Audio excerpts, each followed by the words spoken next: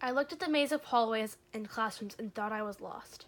I moved from Lanier Elementary, my home base, where all my friends and elementary school boyfriend were at, to Mount Vernon Exploratory School, a place filled with strange places and words I had never heard of. Why call a fourth grade pod when it's really just a space separate from the hallway? The kids' names were just as strange. Camden, Alston, and Wheat. Another Zoe? What kind of name is Elle? I figured out soon that Zoe Davidson was a super nice girl, and Elle's name was E-L-L-E. She was also amazing. Those girls were my best friends. Flash forward to 6th grade. Elle moved schools that year, and Zoe D got accepted into the E-Squared program for really smart kids. When I entered 6th grade, I had no one. My teachers were okay, except for my horrid social studies teacher. I became fast friends with 2 other girls, Kendall and Elizabeth. I had another friend in 5th grade named Sarah, but we had drifted apart. I moved again in 6th grade to Lumpkin County Middle School. Enter dialogue. I was in a strange room with yearbooks from years past, comfy chairs, and 3 people at one desk type thing. A woman with a constant smile on her face spoke to me.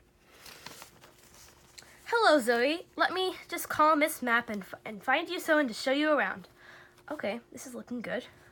Hello, Miss Mapp. Please send your kindest student to show the new girl Zoe around. Enter false names. A tall girl walked up to me and took my schedule from my hands and told me all about my new teachers. Ooh, you have Miss Globe? She's so boring. Miss Mapp is so oblivious to everything, so you can do whatever you want. Miss Fish is great. She loves me and I'm her favorite student. Miss Law is okay, but the subject is boring. This is the nicest girl in that class. This is going to be a wild ride. I spent that year with 6 friends, 2 of which I still have a close relationship with today. I met this girl Cupcake who just loved to show the new girl to everyone around. That wasn't too bad, except for the fact that I was pretty shy.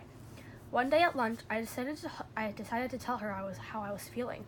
Cupcake, I really miss my friends. This school is so different from my old one. What kind of school serves boom boom chicken? I need Kendall. She looked at me and said, you can just make new friends here. Everything's gonna be fine. What? I thought. I'll just make new ones? Who says that? Listen up. I've been to 5 different schools. It's not easy to leave behind people who are close to you. She didn't understand what I was going through. My parents are divorced. My sisters aren't super great. My uncle just got out of a coma. My grandmother isn't who she thinks she is, who everyone thinks she is, and my mom is struggling. You just don't get it, do you? I came to a realization. She doesn't. This is my life, and besides me, God is the only one who gets what I'm going through. At the beginning, I prayed for someone to become my best friend.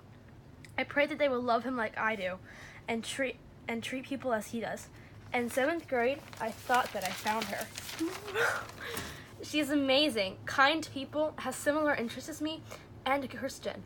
I later figured out that I settled. I love Kathy to death, but something was off. We didn't have classes together, and we had drifted apart. I'm still friends with her and consider her one of my best friends, though.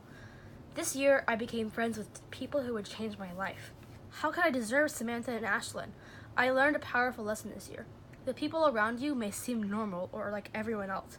Have a conversation with them or just say hi, and they can become the most important person in that school. If I hadn't have talked to Ashlyn or Samantha, I would still be searching for good friends. These people love God and aren't afraid to say it to the whole world. They make sure that I know that they will never stop loving me and that we will never drift apart. I'm so grateful for all that I have in my life. Bad things have happened, but if they hadn't, where would I be now? My life would be so different, and I wouldn't have the same perspective as I do right now. I understand when someone talks about losing a sibling because I have 2. I never even got to meet him or her. When someone talks about divorce, I get it. I thank God for what I have, and I love the verse, all things work out for good for all who love the Lord. I understand it, and I hope I never forget.